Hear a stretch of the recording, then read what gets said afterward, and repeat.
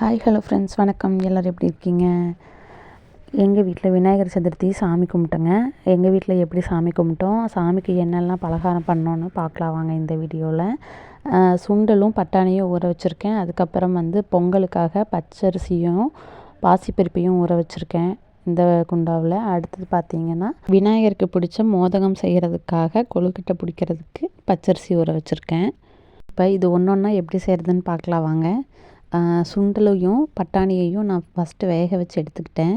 நம்ம வேக வைக்கிறதுக்கு தேவையான அளவுக்கு தண்ணி சேர்த்திக்கலாம். அதுக்கப்புறமா பார்த்திங்கன்னா உப்பு போட்டுக்கலாம்.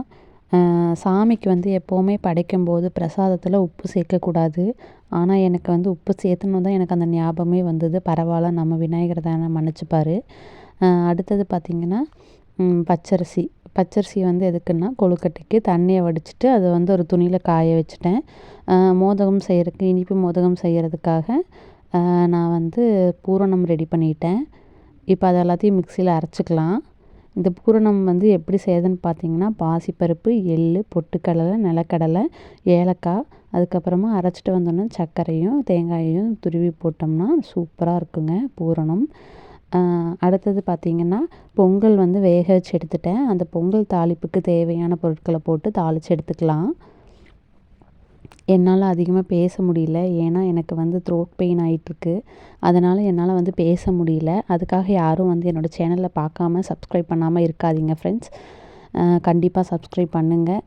எங்கள் வீட்டு விநாயகரை நாங்கள் எப்படி கும்பிட்டோம் அப்படிங்கிறது உங்களுக்கு பிடிச்சிருந்தா கண்டிப்பாக சப்ஸ்கிரைப் பண்ணுங்கள், லைக் பண்ணுங்கள். இப்போ பாருங்கள், பொங்கல் தாளிப்புக்கு தாளித்து முடித்தாச்சு. அடுத்தது பார்த்திங்கன்னா சுண்டலும் பட்டாணியும் தாளிச்சிக்கலாம். நான் ஏற்கனவே தாளிக்கிறதுக்கு முன்னாடி சுண்டலையும் பட்டாணியும் எடுத்து வச்சுட்டேன் சாமிக்காக. அடுத்தது இப்போ நம்ம இது என்ன தாளிச்சிட்ருக்கோன்னா கார கொழுக்கட்டைக்காக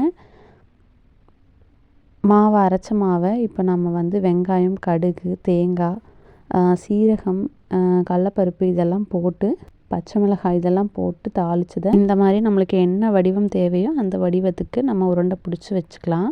நான் ஃபஸ்ட்டு வச்சது ஸ்வீட்டு கொழுக்கட்டை. இப்போ அடுத்தது காரம் நம்ம எப்பவும் போல் இந்த மாதிரி உருட்டி கையை லைட்டாக அமுத்துனீங்க அப்படின்னா, ரொம்ப அமுத்தக்கூடாது, லைட்டாக அமுத்துனீங்க அப்படின்னம்னா இந்த மாதிரி ஷேப்பில் அழகாக வந்துடுங்க. இப்போ இதை நம்ம வேக வச்சு எடுத்துக்கலாம்.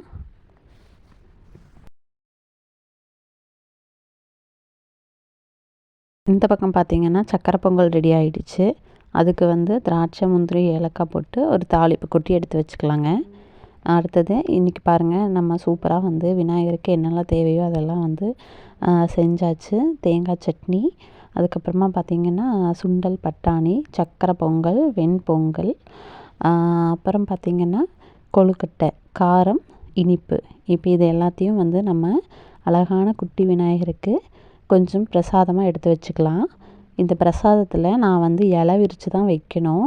ஆனால் எனக்கு இலை கிடைக்கல இன்றைக்கின்னு பார்த்து. நேற்றே வாங்கிட்டு வந்திருக்கணும். ஆனால் நான் இலை வச்சு பிரசாதம் படைக்கல.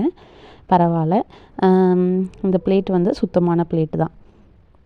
நம்ம சாப்பிட்ற பிளேட் இல்லாமல் சாமிக்குன்னு தனியாக ஒரு பிளேட் வச்சுக்கோங்க. அந்த பிளேட்டில் இலை இல்லைனாலும் நம்ம அப்படியே வச்சு படைக்கலாம். பாருங்கள், இதுதான் எங்கள் வீட்டு பூஜை அறை, எங்கள் வீட்டு சாமி. இவங்களை தான் நான் எப்பாலையிலையும் மாலையிலையும் கும்பிடுவேன். விநாயகருக்கு பிடிச்ச பாடலை பாடி, முருகருக்கு பிடிச்ச பாடலை பாடி, எனக்கு தெரிஞ்ச மந்திரங்களை சொல்லி சாமி கும்பிடுவேன். நீங்களும் இதே மாதிரி எப்படி சாமி கும்பிட்டீங்கன்னா எனக்கு கமெண்ட் பண்ணுங்கள். தேங்க்யூ.